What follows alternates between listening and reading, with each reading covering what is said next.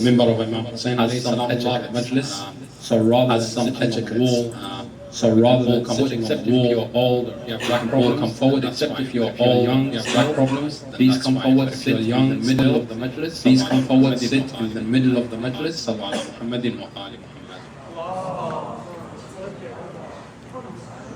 There's a narration of Imam Ja'far as-Sadiq alayhi salam where he says about the member of Rasulullah.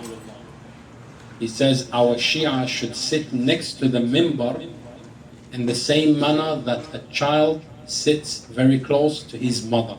You know, when a child wants something, what does he do? He goes to his mother and he pulls on her dress. Yes, we've all seen children do that.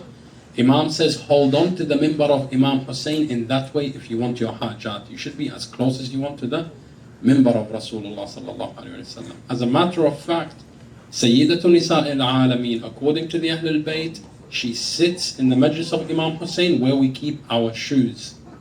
Okay, and this is Sayyidat Nisa al-Alameen. This is the mother of Imam Hussain alayhi salam. But she does so that she accommodates you into her Majlis, so that there is more space for even one more person to sit in the Majlis of Imam Hussain alayhi salam. This is not having a go anything. Inshallah, we are speaking as brothers and sisters together, so that we can just understand again a little bit more about how we respect Sayyid al-Shuhada alayhi salam. Allah sallu ala Muhammadin wa ali Muhammad. So inshallah we're going to try and squeeze as much as we can in tonight's discourse, only because we've started so late. But the title is the selection of friends. How important is it for me to choose my friends? And what is the way that I should choose my friends? Okay.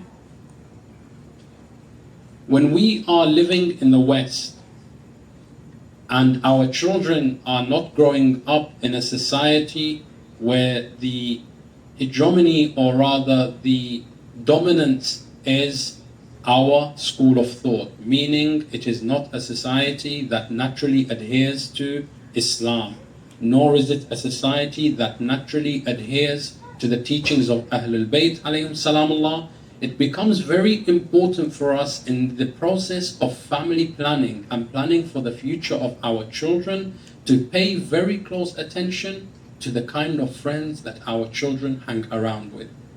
Especially the youth, this message here tonight is for you. You should choose your own friends based on your own values. And inshallah, we will begin by looking at all these different aspects with the salawat ala Muhammadin wa ali Muhammad. A couple of hadiths to take into consideration from the Holy Prophet.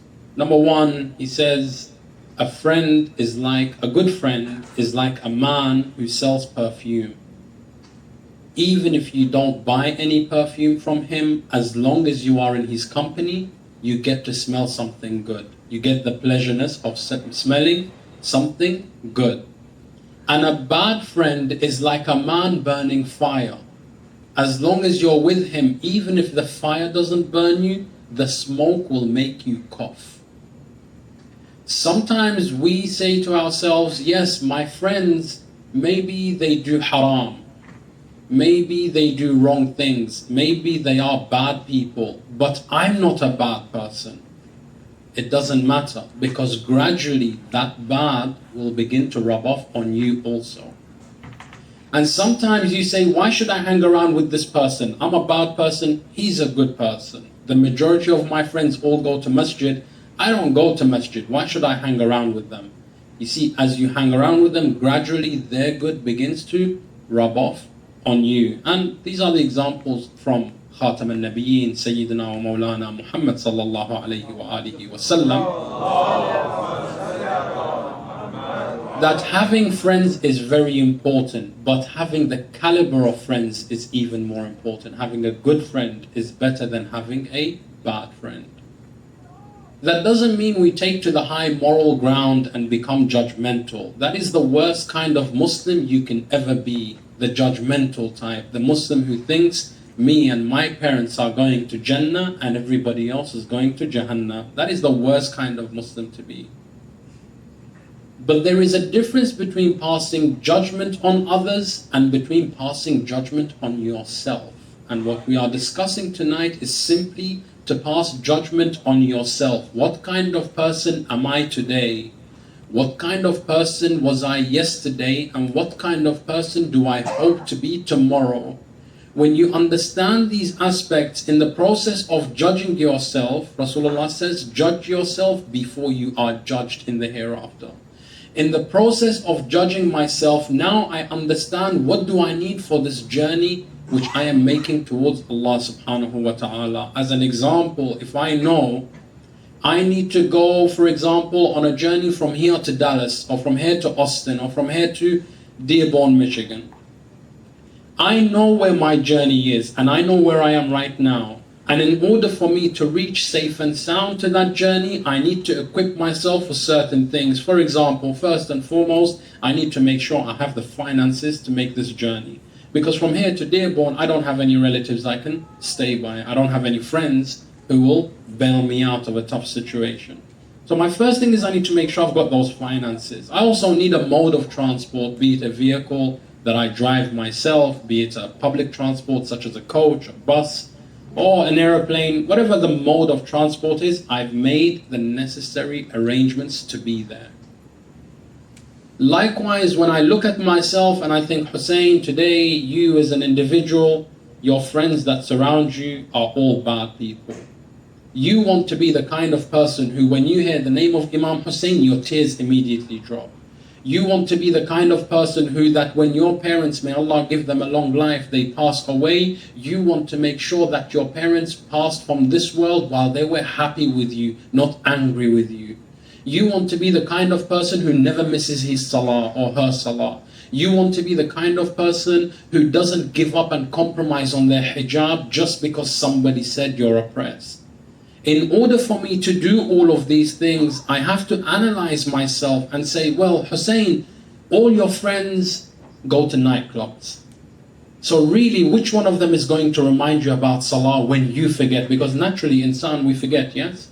So if I forgot about salah today, who's going to remind me about salah if none of my friends pray? If none of my friends wear hijab, who's going to remind me of Zainab alayhi salamullah and how much she cherished her hijab? If there is none of my friends that is in hijab. If none of my friends come to Majlis Aza of Imam Hussain alayhi salamullah, why would I go to Majlis Aza? In fact, it will be counterproductive. All my friends will be sitting, I don't know, for example, Starbucks, IHOPs, wherever they may be. And I look at my time and I'm like, guys, I gotta go to Majlis of Imam Hussain alayhi salamullah. It's Muharram. And they say, oh, come on. You're gonna go there, what are you gonna do? Realistically, what are you gonna learn? And slowly but surely they start to disencourage you from going, and you realize A leads to B. They'll say to you, oh, but Muhammad is coming, we haven't seen him in a long time. And Fadl and this guy and that guy, we haven't seen them in 4 years, and this is the only time we're gonna see them. Go Majlis tomorrow. And then you end up staying with those friends. And you gave up on the true friend, who is Abi Abdullah Hussain alayhi salamullah, in his honor, the loudest of your salawat ala Muhammad.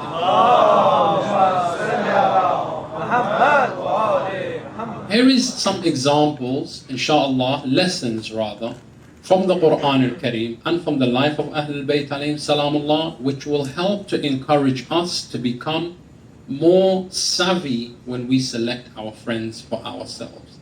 I've got a friend of mine, he says, your friend is the only enemy that you choose for yourself, so choose him wisely. Because your friend can always become your enemy, yes? So sometimes you choose the wrong type of person who you think is your friend, but they are not there for you in your time of need.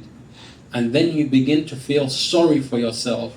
Realistically, what is friendship worth? If I'm down on my luck and you're not there for me on a rainy day, then what kind of a friend are you? You're not a friend. A friend is not the one who's there with you in the good times. A friend is the one who they may be absent in all the good times, but they are never absent in the bad times. Imam Hussein says a human being never forgets two faces. The one that abandoned them in their time of need, and the one that stood by them in their time of need, and those are your friends and your enemies. Beautiful example that Imam gives. In your time of need is when you realize who is the friend and who is the enemy. But I'll give you an example, and specifically I speak to my younger brothers and sisters. And the reason why I speak to you is because at least I speak for myself and some of the elders in this community, those who are wiser through life experiences, that when we are back home, there is so much that our parents tell us here in the US that we don't understand. But if we were in Pakistan or Iraq or Iran or wherever it is, our parents wouldn't even need to tell us because our society naturally teaches us. I'll give you an example. When Muharram comes, nobody needs to tell me to wear black in Iran or in Iraq or in Pakistan. Why? My whole society is wearing black. And naturally, as human beings, we conform to the majority, right? But over here, when your parents say, Fatima, Muhammad, wear black clothes, it's Muharram, don't wear colorful clothes. All my friends are wearing fancy clothes in school, why do I always have to wear black? You see, it becomes very difficult to convince you now because your friends are not doing so, right? So, inshallah, we'll look at how this relationship works in social aspects and also in the smaller circles of friendship with the salawat ala Muhammadin wa alihi. There is an ayah in the Quran al-Kareem where Allah subhanahu wa ta'ala says, Bismillah ar-Rahman ar-Rahim. On that day, meaning what? The day of Qiyamah. On that day, the zalim, the one who done injustice to himself, shall bite on their hand, saying, woe be unto me, only if I had stayed with Rasulullah. I wish I took away with Rasulullah.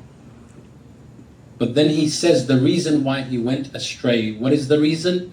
But I had a friend who caused me to deviate. The narration here, an ayah was revealed about an individual who had invited Rasulullah to his house. This individual was very respected in his society. He was very affluent. He had the prestige and the honor and all that comes with that. And in doing so, he invited all the nobles of Quraysh. Jazakallah khairul jazak. Sallallahu alayhi wa. And this friend of his, so this person invites all the big wigs, all the notable personalities in his society, which was in Medina at the time, if I recall correctly. And upon inviting all these people, he invites Rasulullah as one of them. Because when you count the nobles of Quraysh, you have to count Rasulullah first. So he invited all these people, and the only person who refused the invitation was Rasulullah. So he came to Rasulullah. Now, let me give you an example. Imagine you've invited everyone in Houston, but you invited the most important person in Houston and they didn't turn up. But they turned up to everybody else's invitation. That doesn't look on your prestige, right? It doesn't look good. People will say, oh, well, how is it that the mayor went to every other function but he didn't come to Fulan's function? Must be something wrong. So this person didn't want the society to speak ill of him. So he went to Rasulullah. He said, Ya Rasulullah, I sent you an invitation and you declined. Why? Have I done anything to wrong you? Rasulullah said, you've done nothing to wrong me, but you see, Allah taught me that I can only eat food from certain individuals. And those individuals must have accepted the unity of Allah subhanahu wa ta'ala, Tawheed. If you do not believe in Tawheed, then therefore I cannot eat your food. These are the Sharia laws of Allah. I don't make them up. It is what has come to me. He said, Ya Rasulullah, change something. There's got to be a loophole somewhere. He said, I wish there were. I respect you. You're a notable character. But I cannot eat the food of a non-muwahhid, someone who believes in multiple gods. I cannot eat from their food. So he says to Rasulullah, there must be a way. I am willing to do everything, but you have to come. Rasulullah says, look, I'm not forcing this upon you. You are asking me. You ask me for a solution. The only solution is that you take the shahada. If it's that desperate for you, then take the shahada. Albeit, even if it's lip service, that's enough. But you must give up the multiplicity of gods and believe in one God. He says, I take the Shahada. Ashhadu an la ilaha illallah wa ashhadu anna Muhammadan abduhu wa rasuluhu. Sallu ala nabi.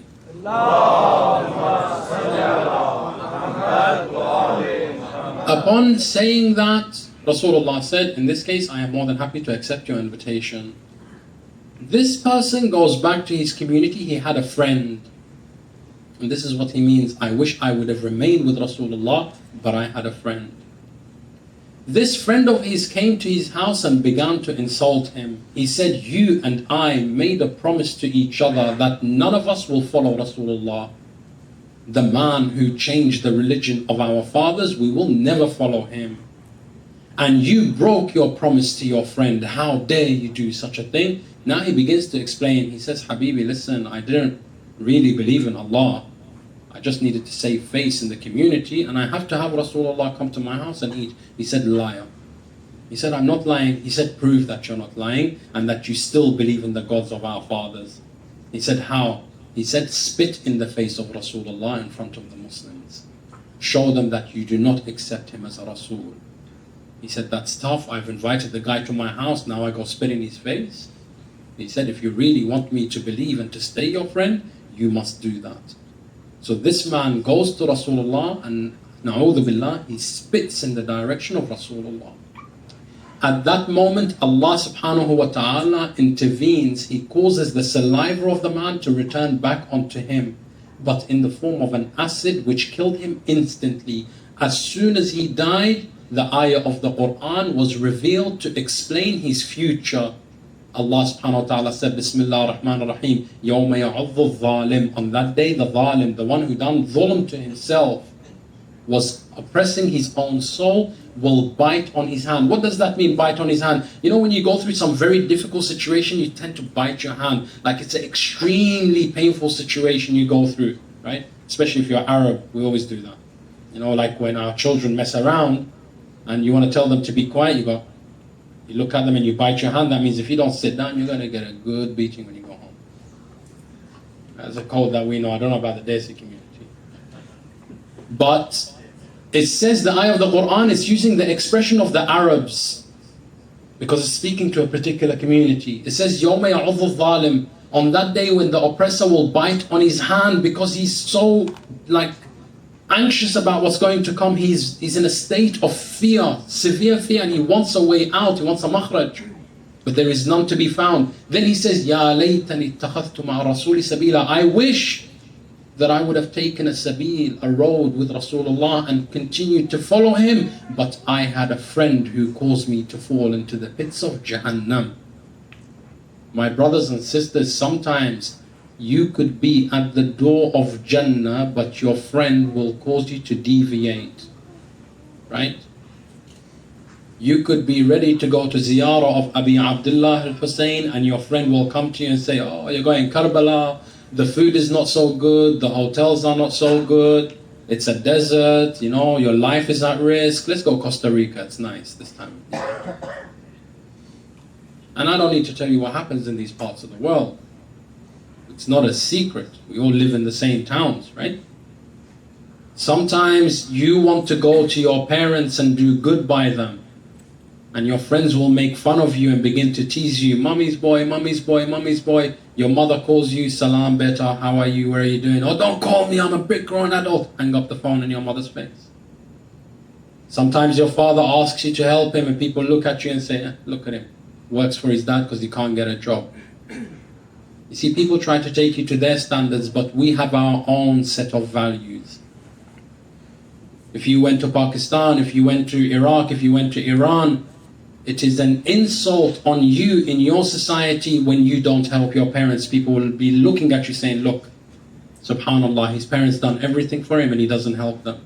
Look how he talks to his mother. I pray to Allah that he fixes his ways. See, the values are different. Over here in the West, it's very individualistic. It's all about me and myself. But when you go back home, it's all about family values, family honor, family prestige, society.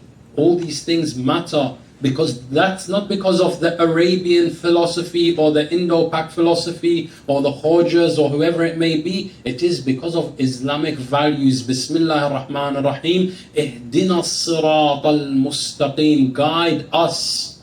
Who's us? I'm praying by myself. I'm not praying in Jamaat. Why am I saying guide us to sirat al-mustaqim? Because Islam is a religion that is all-inclusive. You want good for everyone around you. It's not just about me. In Islam, jealousy is haram because a jealous person will look at what you have and say, I don't want that for him. I see Muhammad driving a nice car, I'll be like, I don't want him driving a nice car. I wish I had that nice car. In Islam, there is a different type of jealousy, the jealousy of the mu'min, which is when you look at someone who has something good and you say, Alhamdulillah for the one who blessed my brother or my sister with good. Oh Allah, in the same manner which you gave them, give me also, for I am also a believer in you. A mu'min never wants to see somebody suffer. They always want better for others, and they also want better for themselves. Sallallahu Muhammadin wa ali Muhammad. Another philosophy in Islam about friend selection is the following. You sometimes say, well, you know what, we're good people, so what does it matter if I have bad friends? Right? Those of you who have ever done any chemistry, you know the following statement is true. Linguistically, maybe not so true, because in the UK we say tomatoes, you say tomatoes. So how do you pronounce it? Tomatoes. Right? So it's very different. But the philosophy in and of itself is true. If you have a box of tomatoes that are fresh, and you bring one which is rotten, and you put it in that box, all these good tomatoes, can they make the rotten tomato good? No, it's still rotten. But that one rotten tomato, can it corrupt everything else? Answer me. I heard there's oil in Houston, so you sure should know chemistry, right? So the one tomato can ruin the entire box of good, but all these good with all their efforts combined cannot fix the one that is bad, yes? Sometimes you may think to yourself, and again, this is not judgmental, this is selecting for myself. I am selecting a family for myself. The family which I'm born in, I had no choice. My friends is my extended family which I selected for myself. Now I look around me and I see Shia of Ahlul Bayt sitting in the masjid. I look around me and I see brothers and sisters who all weep for Abu Abdullah al-Hussein. Yet I leave them and don't share a day in the week with them, because I would rather be running around with Joe and whoever it may be, right? But I don't make friends with the friends of Ali ibn Abi Talib. No, I make friends with other people. What is the chance of you as an individual changing those people to good? Sometimes there are opportunities, yes. But I'm talking, what about if you yourself are in need of change? How will you change them? What if you are that rotten tomato? How will you fix people? You can't. So you need to be fixed first. And we're going to look at an example here from Nabi Yusuf alayhi salam Allah in the Quran al-Kareem. Sallallahu ala Muhammadin wa ali Muhammad. Nabi Yusuf, for those of us who are familiar with this story, it is a very profound story for the following reasons. It's the only story, one of the big chapters in the Quran that descended as a whole. All the other chapters of the Quran, like Surah Baqarah, Surah Maryam, these big chapters came down in meal piece. But this chapter came down as a whole because there are lessons in it for society. In the words of Sayyid Ammar Naqshawani, he says, if you grow up reading the surah, you would not fall into the problems that in the West are available today. All the problems in the West today, and believe me, if you read this surah, you will find that all these problems are already mentioned there. It's nothing new. Don't think boyfriend-girlfriend issue is something new. They exist for a long time, human nature.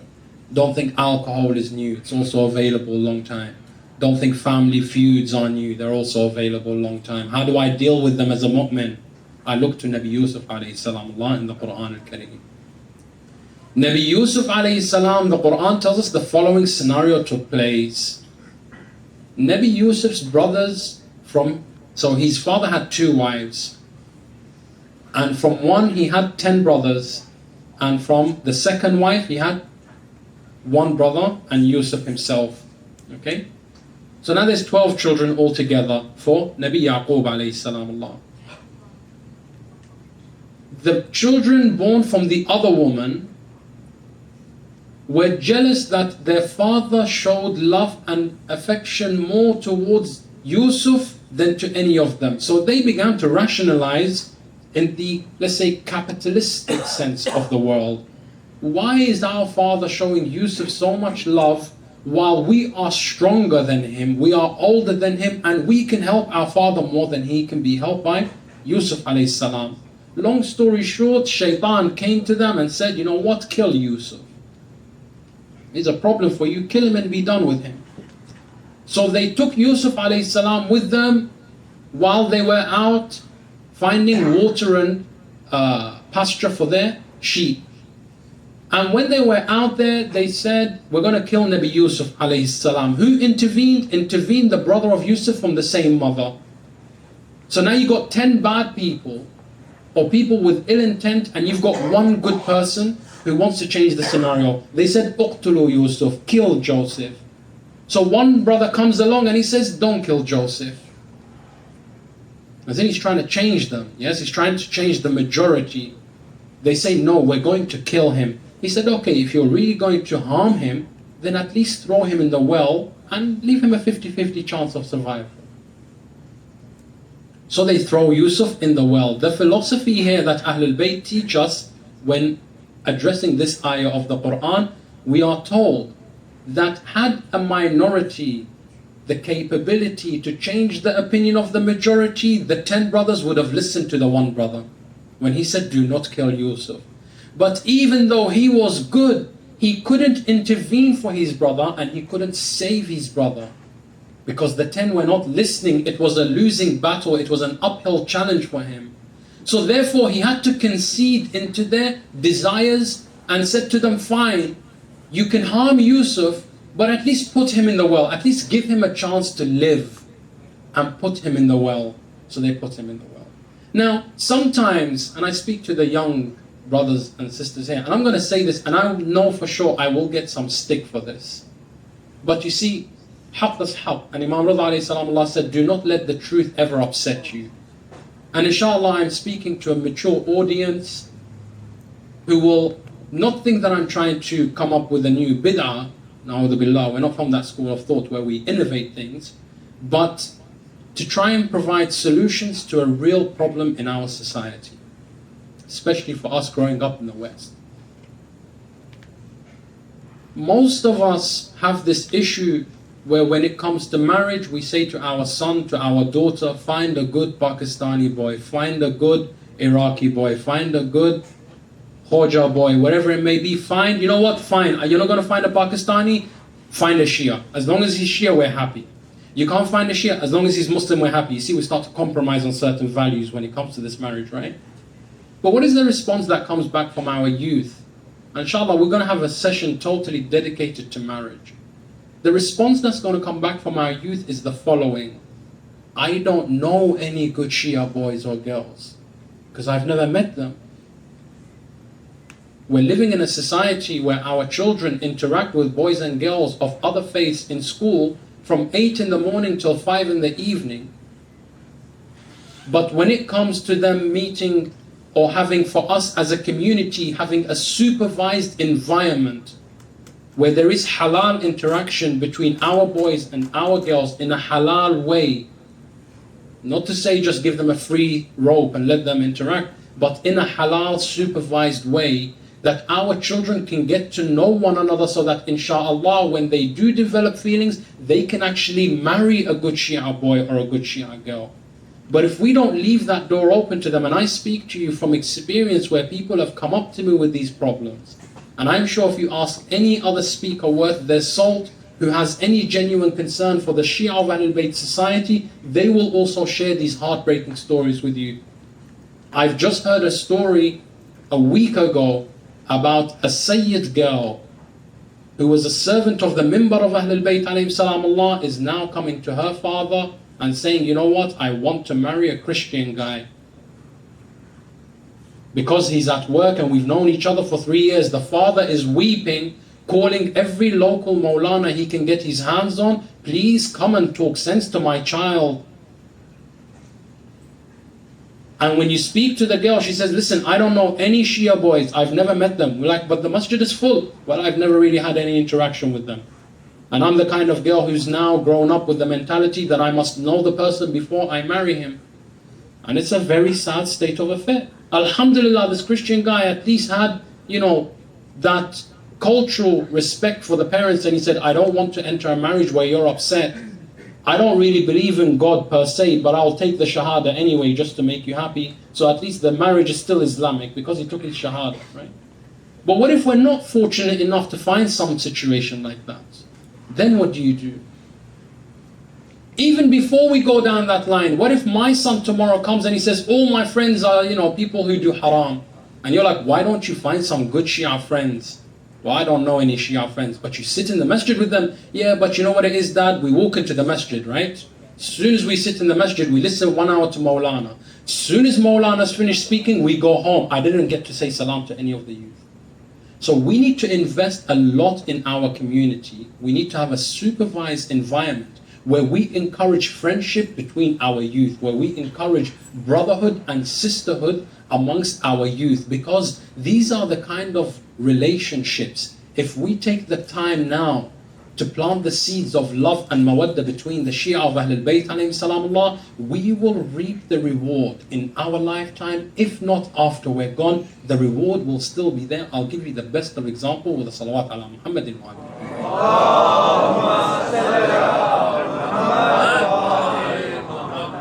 Habib ibn Madahir.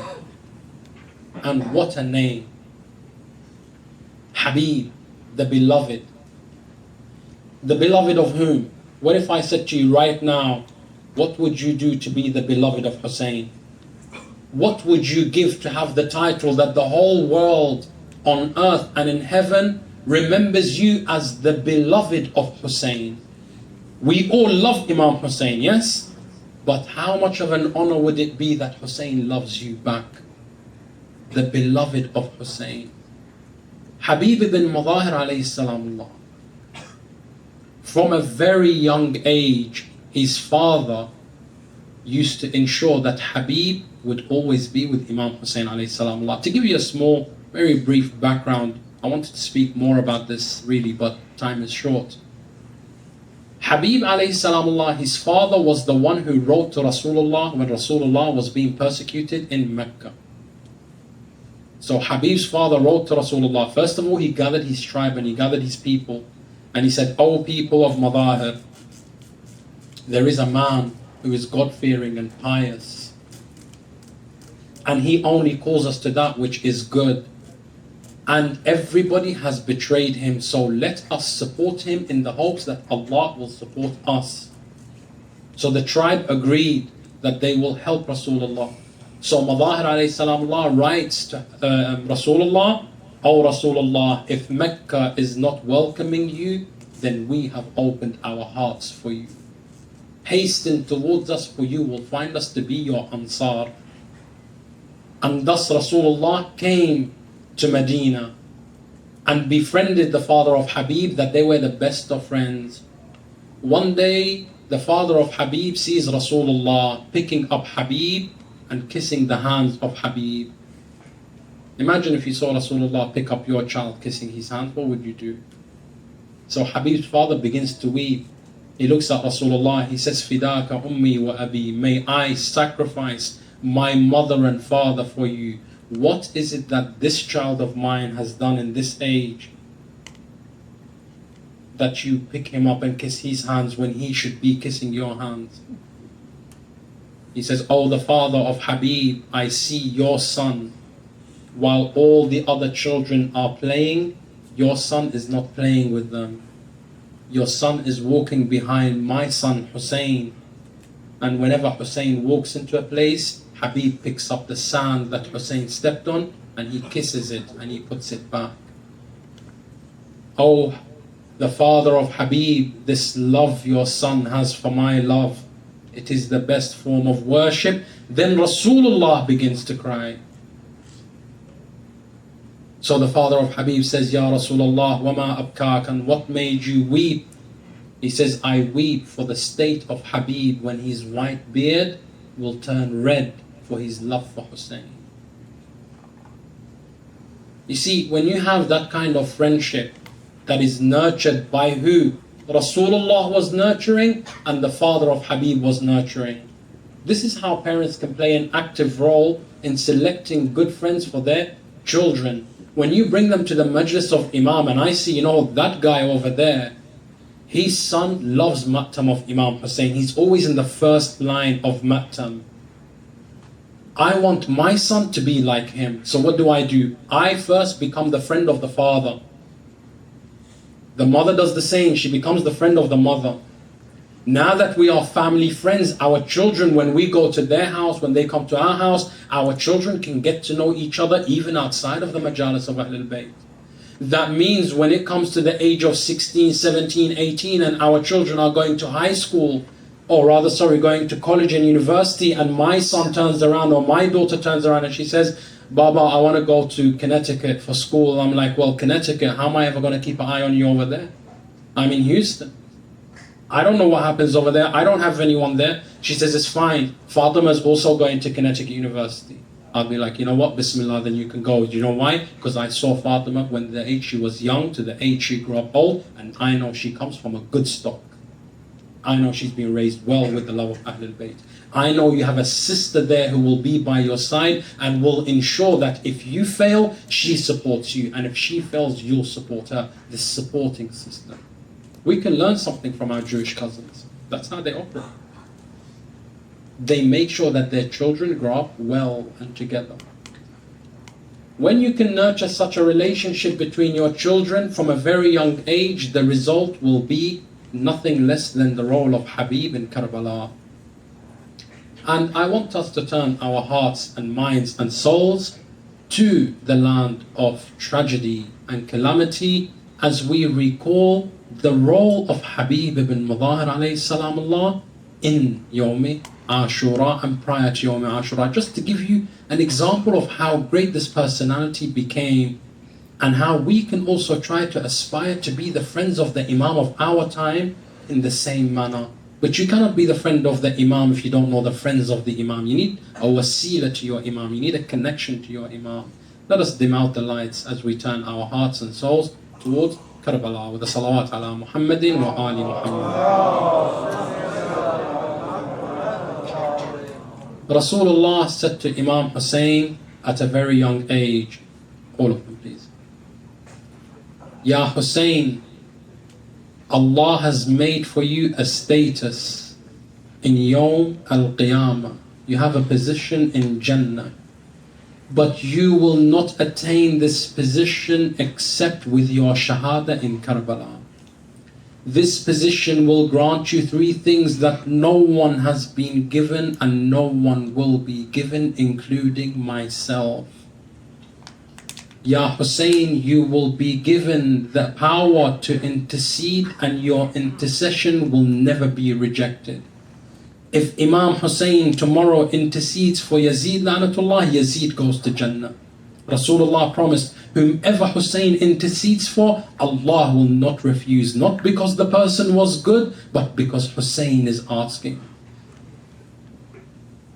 And Allah is giving you a dome in which every dua is answered beneath it. And Allah is giving you sand of your grave that will cure everything but death.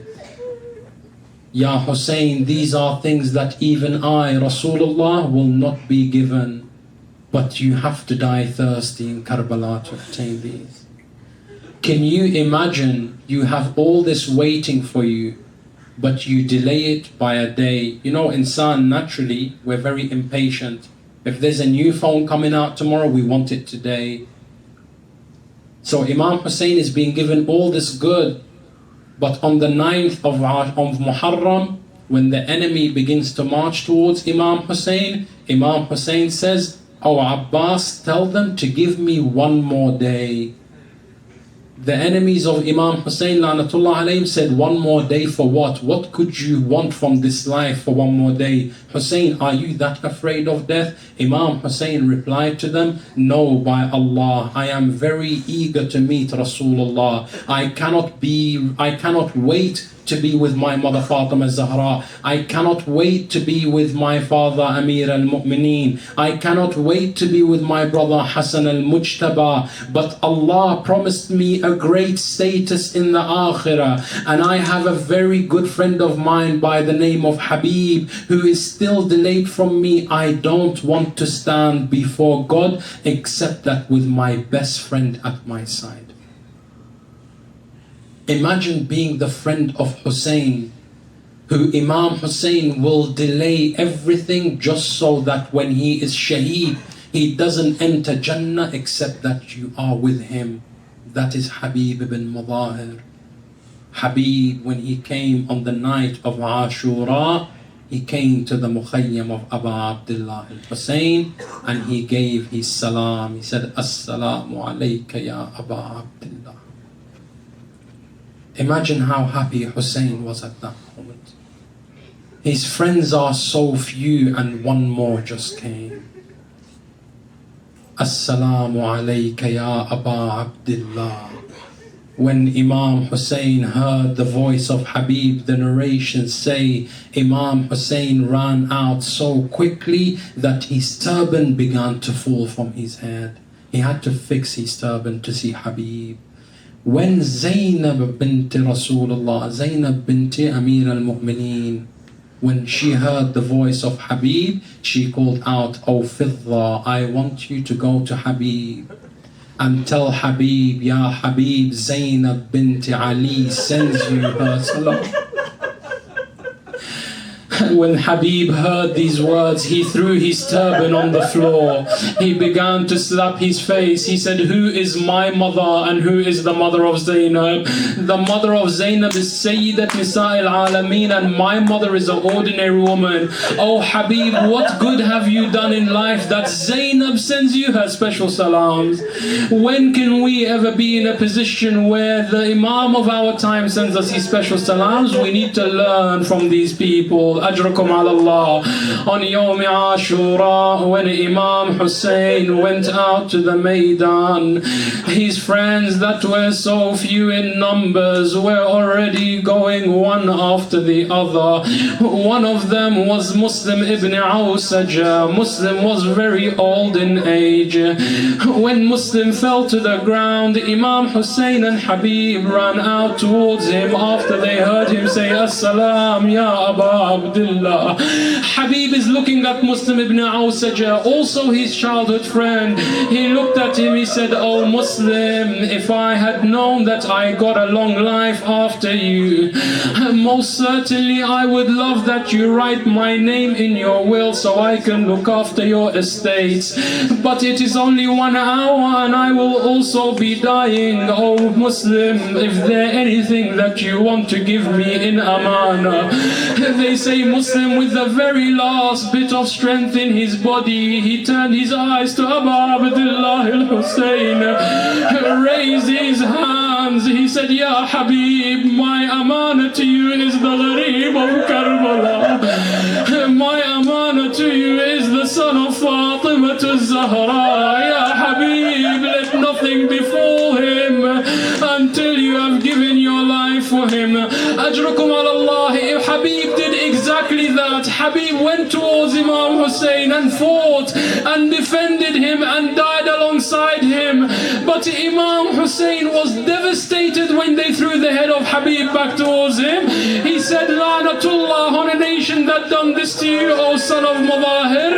Ajrukum ala Allah. There is one moment in Karbala that was very difficult when Hussein had no companions left, no friend by his side. He came out of the Mukhayyam.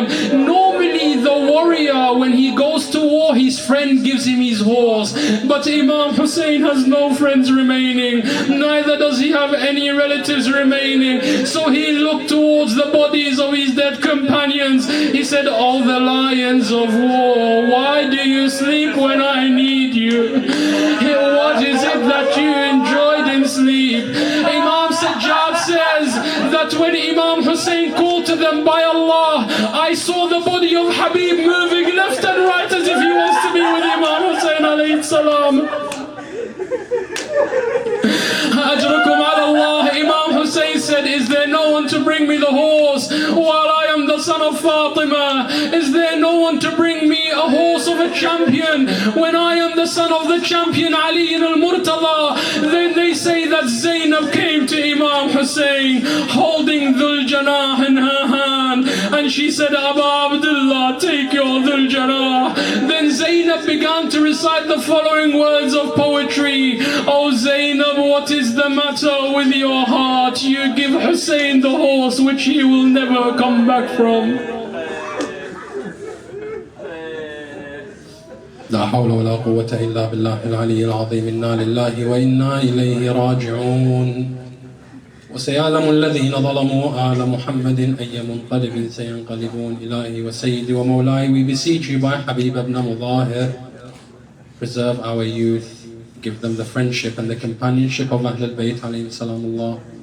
Ilahi, preserve the Imam of our time, Sahib al-Asr wal-Amr. Make us of those who befriend him and never abandon him in his time of need. Ilahi al-Haqq ya Ameen. Let us turn our faces towards the Qibla so that inshallah we give our respects towards Ahlul Bayt alayhi salamullah and ziyarah. Sallu ala Muhammadin wa ali Muhammad. Assalamu alayka ya Rasulullah, Assalamu alayka ya Habib Allah, Assalamu alayka ya Khatam al-Nabiyyin, Assalamu alayka ya Sayyid al-Mursaleen, Assalamu alayka wa ala ahli baytika al-tayyibin al-tahirin, Assalamu ala Khadijat al-Kubra al-Mu'mineen, Assalamu ala Fatimah al-Zahra, Sayyidatu Nisa al-Alameen, Assalamu ala Ali al-Murtada, Amir al-Mu'mineen, السلام على الحسن المجتبى صاحب حوض رسول الله يوم الدين. السلام عليك يا أبا عبد الله وعلى الأئمة من ولدك التسعة المعصومين. السلام عليك وعلى الأرواح التي حلت بفنائك وأناخت برحلك. عليكم مني جميعا سلام الله أبدا ما بقيت وبقي الليل والنهار، ولا جعله الله آخر العهد مني لزيارتكم. Everybody together. السلام على الحسين وعلى علي بن الحسين وعلى أولاد الحسين وعلى أصحاب الحسين، خصوصا سيدنا ومولانا أبو الفضل العباس وزينب الكبرى وسكينة الصغرى. السلام عليكم جميعا شهداء كربلاء وسبايا كربلاء ورحمة الله وبركاته. السلام عليك يا صاحب العصر والزمان سيدي، عظم الله لك الأجر، جعلنا الله من أنصارك وأعوانك والداعين إلى سبيلك والذابين عنك والمستشهدين بين يديك. العجل العجل العجل، أدركني أدركني أدركني، الساعة الساعة الساعة، برحمتك يا أرحم